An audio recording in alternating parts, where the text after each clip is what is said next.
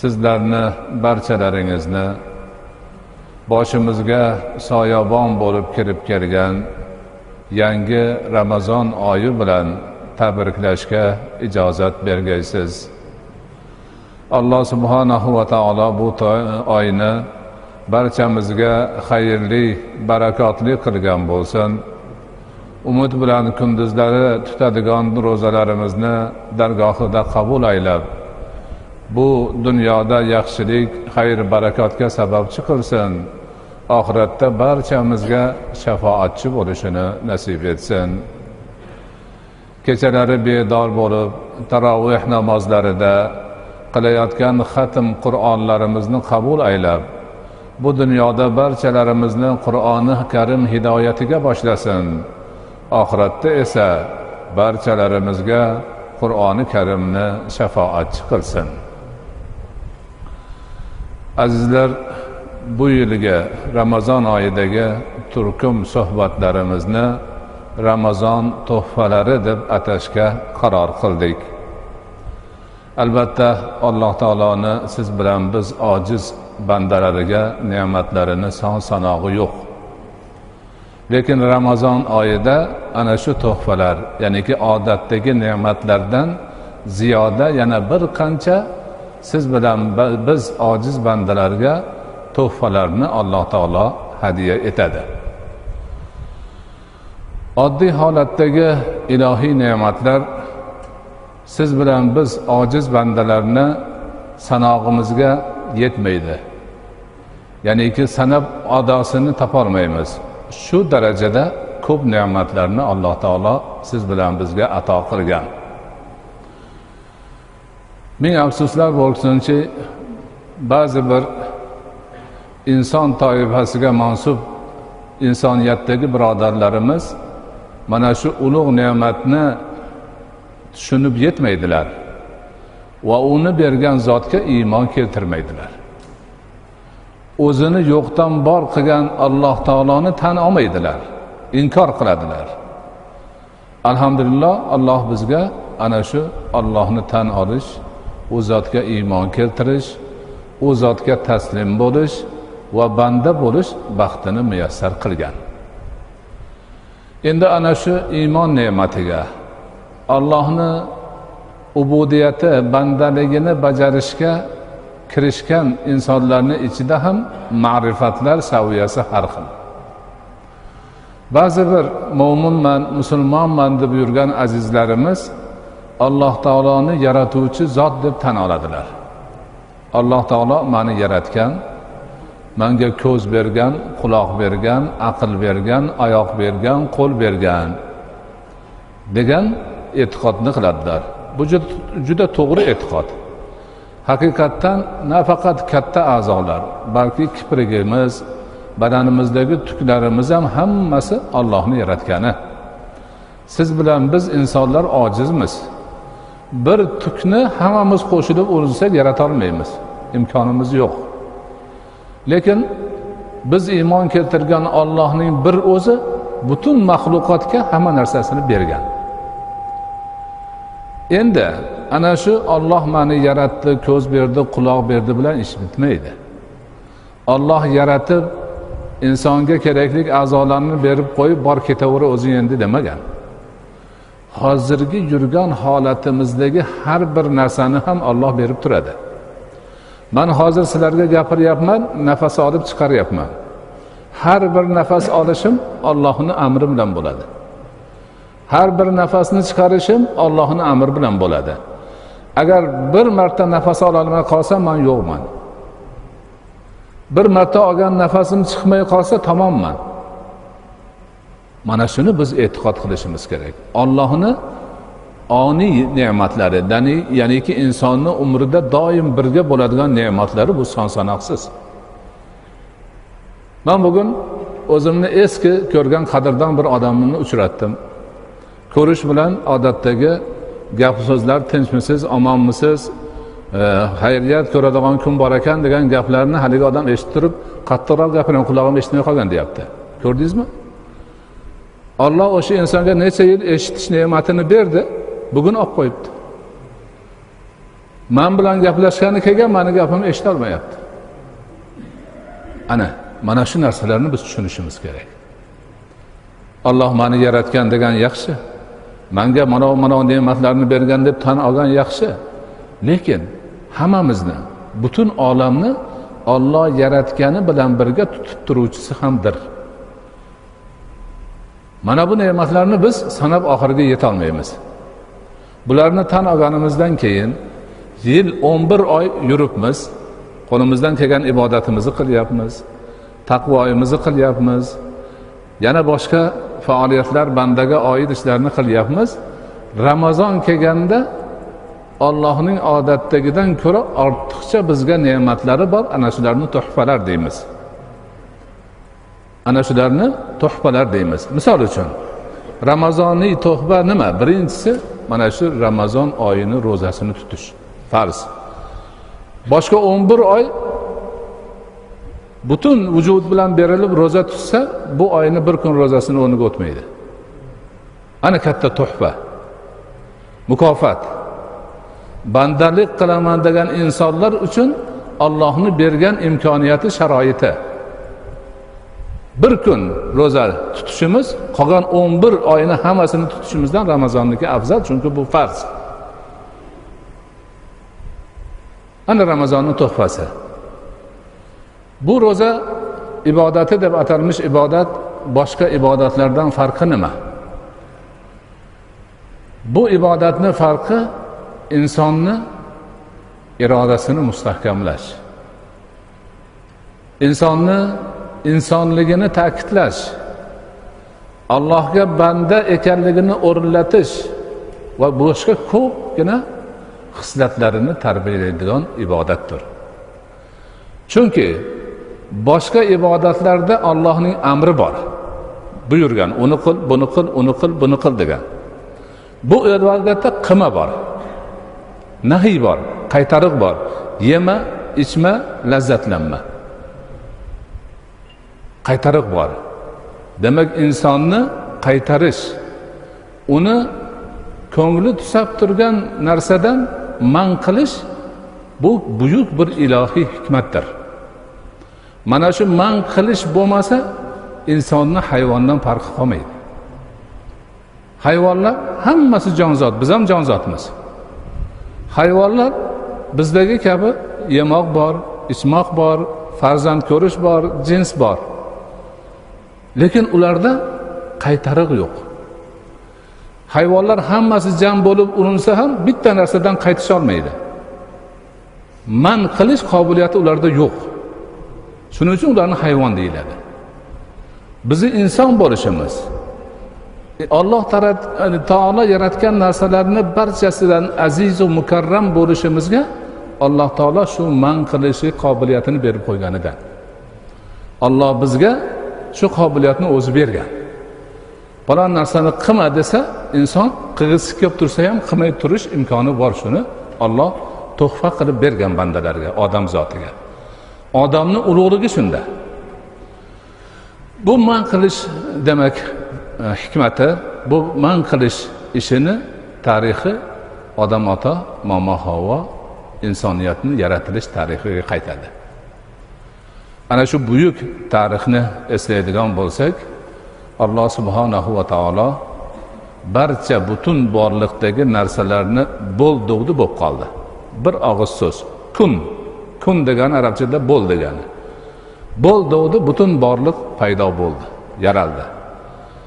Ana o'shandan keyin Alloh bandani, ya'ni odam zotini bo'l demadi. Tuproqqa suv quydi, loy qoridi, qo'li bilan tanasini yasadi va o'zini ruhidan jon pufladi, keyin odam bo'ldi. Ana odamligi ulug'ligi shunda. Butun boshqa mahluqotlar hammasi bir so'z bilan bo'lgan. Odamni yolg'iz o'zi Allohning qo'li bilan tanasi yasalgan, Allohning ruhidan unga jon kirgan.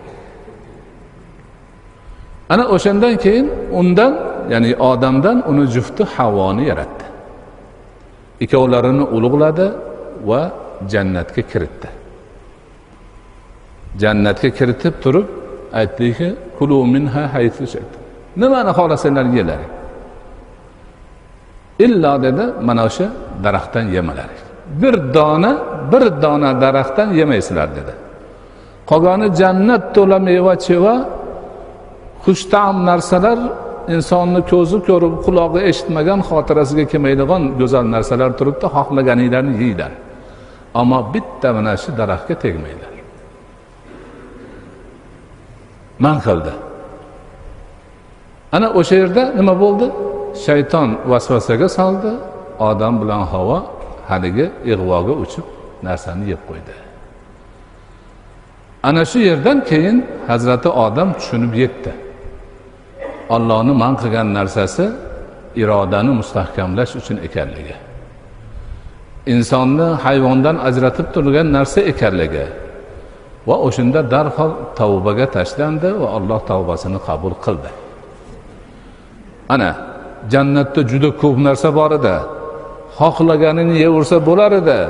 Faqatgina bitta bir dona daraxt man qilingan edi mevasi. Shariatda ham shunaqa. Hamma narsani qilaveringlar degan man qilgan narsasi juda oz. 11 oy halol narsani yever, bir oygina chidagin deydi. Mana u halol, mana u halol, mana u halol, mana u harom faqat ehtiyot bo'l deydi. Lekin shu harom ehtiyot bo'l, man qil degani odamni odam qiladigan narsa shu. Chunki ko'ngli tortib turibdi, imkoni bo'lib turibdi, o'ziga yoqib turibdi, lekin o'zini tiyyapti, yemayapti. Nimaga? Allohning nahiyidan qo'rqyapti. Mana shu yerda bandaligi yuzaga chiqadi. Allohning robligini tan olishi yuzaga chiqadi. Ana o'sha ulug' narsadir. Roza aynan mana shu man qilish ibodatini yuzaga chiqaradigan ibodat o'laroq Allohning siz bilan bizga buyuk tuhfasidir. Nima uchun shunday bo'ldi? Chunki inson faqatgina inson emas, balki Allohning yer yuzidagi xalifasi, o'rinbosaridir. Insonni buyuk ishlar kutmoqda. Allohning yo'lida xizmatlar kutmoqda. Butun borliqni eng aziz a'zosi bo'lish, Allohga bo'lgan iymonni yer yuzida qaror topishi uchun harakat qilish, Allohning amriga yurib qaytarganidan qaytarish mas'uliyati turibdi. Bu buyuk mas'uliyatni ado etish uchun iroda kerak. Iroda kerak, qat'iyat kerak, mashaqqatni ko'tarish, man qilingan narsalarga chidash qobiliyati kerak. Mana shu qobiliyatni aynan roza yuzaga chiqaradi. Mana shu qobiliyatni aynan roza shakllantiradi. Shuning uchun bir oy tutadigan rozamiz bizni qolgan 11 oyda haligi man qilingan narsalardan tutilib yurishimizga xizmat qiladi. Bu esa Allohning buyuk bir tuhfasidir. Ulug' bir ne'matidir va buni siz bilan biz g'animat bilishimiz. Rozani kelishini intiqlik bilan orzu qilib kutishimiz ham shuning uchundir. Bu oyni bayramga aylantirishimiz ham shuning uchundir. Bu oyni qulay fursat deb bilishimiz ham mana shuning uchundir. Ana mana shu haqiqatni biz yaxshi anglab yetadigan bo'lsak, ana undan keyin Ramazonni boshqa buyuk tuhfalari haqida so'z ochsak bo'ladi. O'sha tuhfalardan biri hozir siz bilan bir jamlanib turgan tarovih namozi. Boshqa oylarda tarovih namozi yo'q. Siz bilan biz bedor bo'lib, rohatni, farog'atni, qandaydir ishtiyoqlarni tashlab, bu yerga kelib tahorat qilib, Allohning baytiga yuzlanib, Allohga iymon, e'tiqod bilan u zotning buyuk kalomini tinglashga bel bog'lashimiz Ramazonning buyuk bir tuhfasidir. Ramazonda boshqa oyda bu narsani qila olmaymiz. İmkonimiz yo'q, Alloh buyurmagan. Rasululloh sunnat qilmagan, sahobalar amal qilmagan. Bu buyuk tuhfa esa har bir inson uchun bu dunyoni, oxiratni baxtidir, saodatidir. Tutgan rozani foydasini aytdik. Endi o'qiladigan Qur'on, eshitiladigan, tinglanadigan Qur'onning savobi bu ham cheksizdir. Roza qiyomat kuni shafoatchi bo'lib bandalarning qo'lidan tutib Allohning oldida shafoat beradi. Robbim, bu bandang meni tiriklik chog'ida tutgan edi. Roza tutaman deb qiynalgan edi, chanqagan edi, och qolgan edi. man shafoatchiman, buni jannatga kiritgin deydi.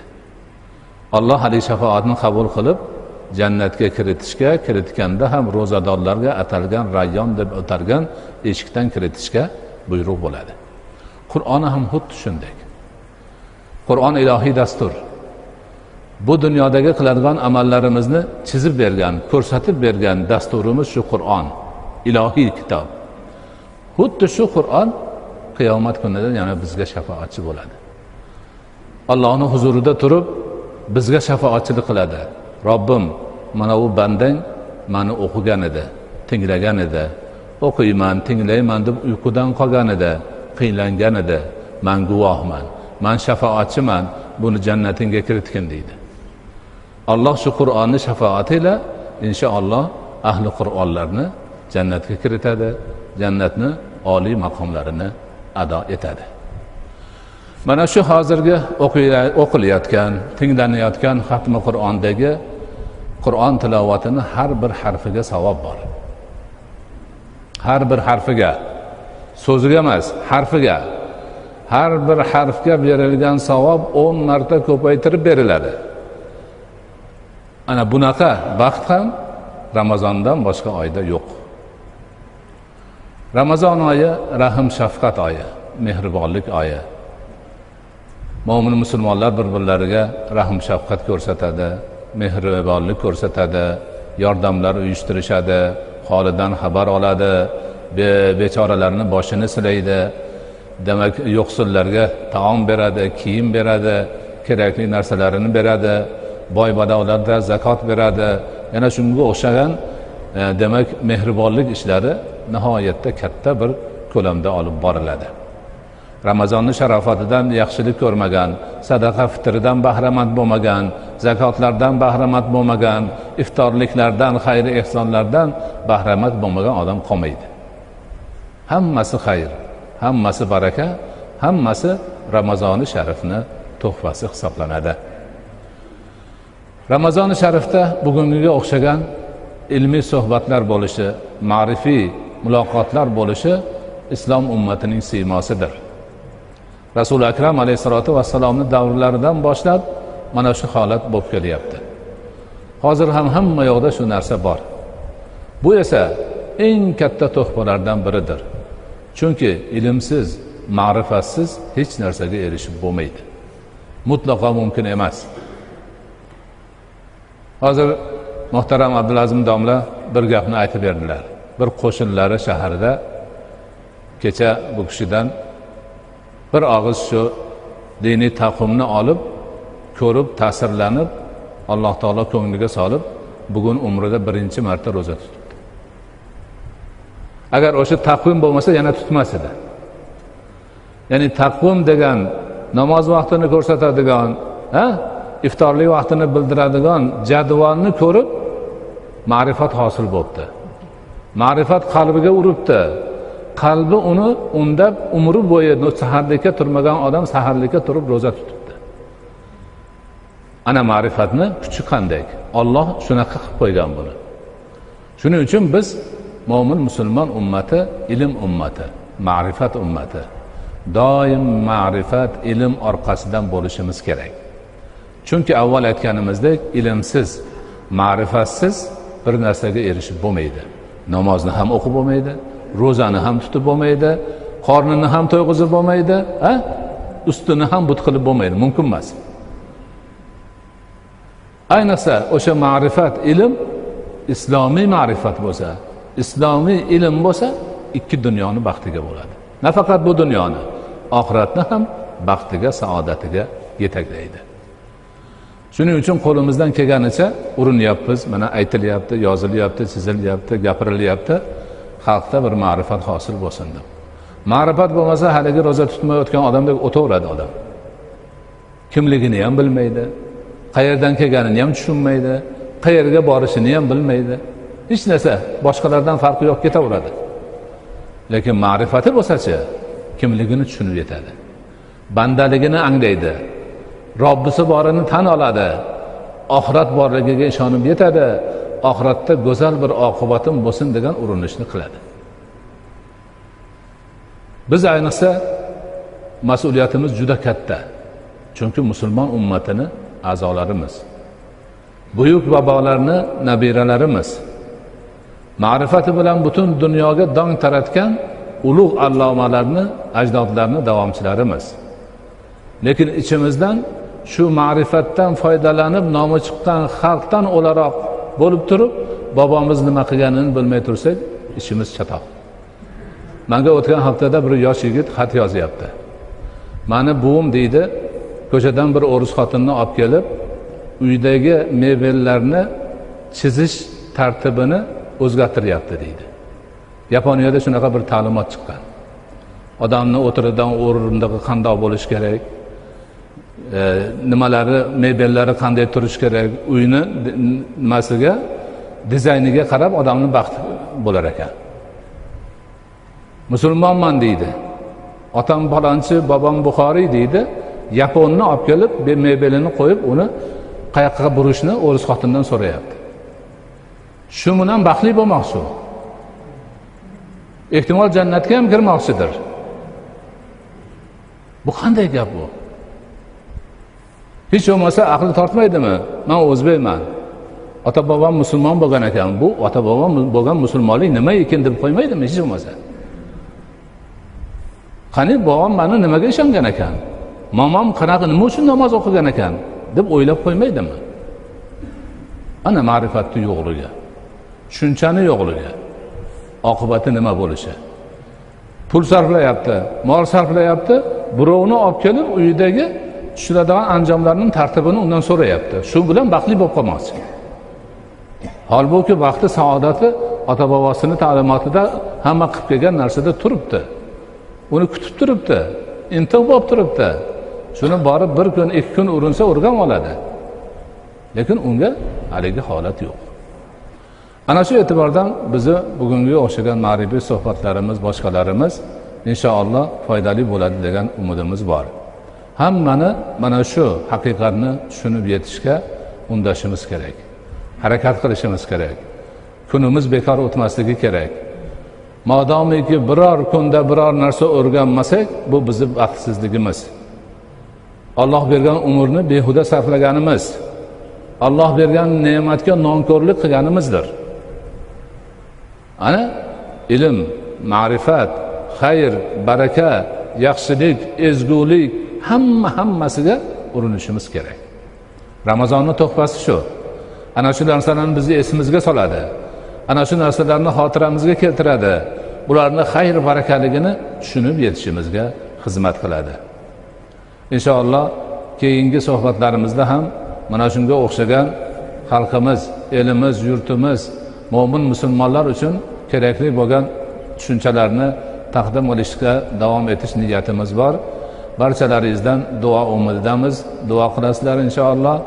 Alloh taolo bu Ramazonni hammamizga xayr barakaga sababchi bo'lishini nasib qilsin.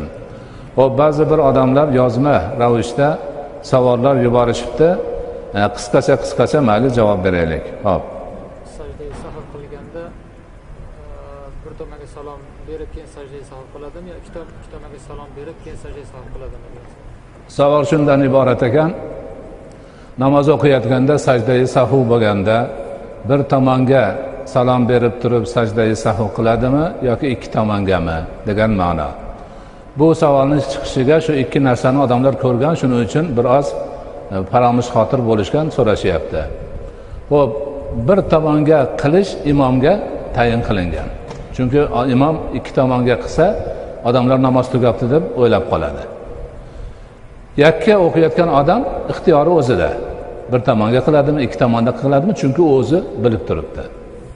Quyoshda isigan suvga tahorat qilsa, g'usl qilsa bo'ladi. Xo'p, quyoshda isigan suvda tahorat va g'usl qilsa bo'ladimi degan savol.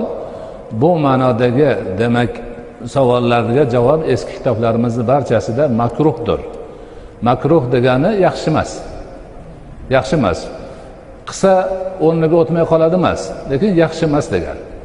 Keyinchalik ulamolar mulohaza qildiki, o'sha obtovda, faqat obtovdagina isigan suvlarda turli mikroblar paydo bo'lar ekan, iste'mol qilgan odamlarga ozor yetish holatlari bor ekan, kasal bo'lib qolish ma'nosida. Muqtadiy imomning orqasidan namozida Fotiha surasini o'qiydimi yo'q? Xo'p, iqtido qilgan inson Fotiha surasini imomning orqasida o'qiydimi yo'qmi degan savol, bu savolni menimcha yangi namoz o'qiyotganlar beryapti shekilli. Bizning mazhabimiz bo'yicha o'qimaydi. Imomga iqtido qilgandan keyin barcha o'qilishi lozim bo'lgan narsalarni imomni o'zi o'qiydi. Davlat ishi paytida namoz o'qiy olmasa, unda gunoh yo'qmi? So'ngra o'qib bersa-chi? Yo'q, unaqa gap yo'q.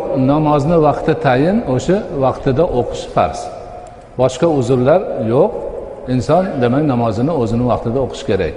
Bizning odamlarimizda tartiblik, ta'lim, tarbiya bo'lmaganligi uchun tushunchalari demak o'zlariga xos bo'lib qolgan. Misol uchun ko'pchilik odam soat 1da kelib namoz o'qib yurib, 2da o'qisa bo'larmikin, yo'qmikin deb qoladi. Unaqa emas. Demak, asrni vaqti kirguncha peshinda o'qiversa bo'ladi. Shuning uchun palonida piston degan tushunmovchilik shundan. Xo'p, 1da o'qiyamangiz, 2da, 2 o'qimasa 3da o'qing, 4da o'qing, 4:30da o'qing, asr kirguncha o'qilaveradi. Asr kirgandan keyin endi shomgacha asrning vaqti bo'ladi. Ana o'shani tushunish kerak.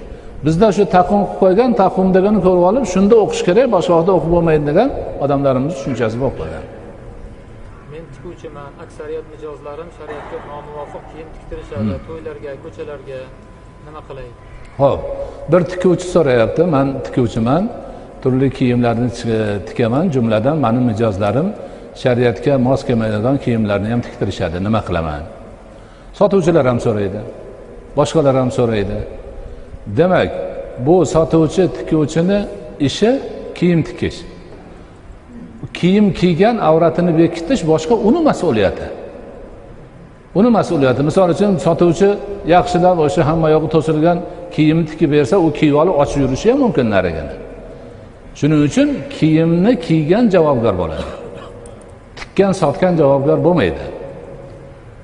Sotganlar, tikkanlar shu bilan aniq hech ijozati yo'q, imkoni yo'q, gunohga ketishini bilsa, unda uzr aytadi.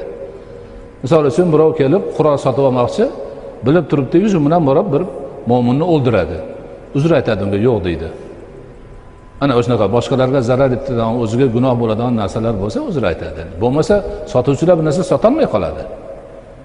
Tikuvchilar esa tikolmay qoladi. Buni kiyimiga ham javob bersa boshqa odamga. Bir yigit uylanmoqchi ekan, to'ydan oldin ota-onasi bilan o'sha shar'iy to'y qilamiz deb kelishib olishibdi. Lekin xudoandachilik bo'lgandan keyin otasi turyapti, yo'q, o'sha zamonaviy to'y qilamiz, erkak ayol aralash hammasini qilamiz deb nima qilaylik? Bunaqa narsalarni hamma maslahat qilib, mo'min musulmon inson Alloh harom qilgan narsalarni qilmaydi. U alohida munosabatlar bo'ladimi, yolg'iz munosabatda bo'ladimi? Mana shuni tushunish kerak. Ota-ona ham tushunish kerak, bola chaqa ham tushunish kerak. Allohni bandasiman deyapti, musulmon ummatiman deyapti. Demak, musulmonlikni o'zini, demak, qoidalari borligini yaxshi biladi. Ota ham, bola ham, erkak ham, ayol ham, katta ham, kichik ham shunga rioya qilish kerak. Inshaalloh shunda yaxshi bo'ladi. Bismillahirrohmanirrohim. Alloh bu muborak oyni boshimizga sayoban qilib, xayr barakaga sababchi bo'lishini nasib etgan.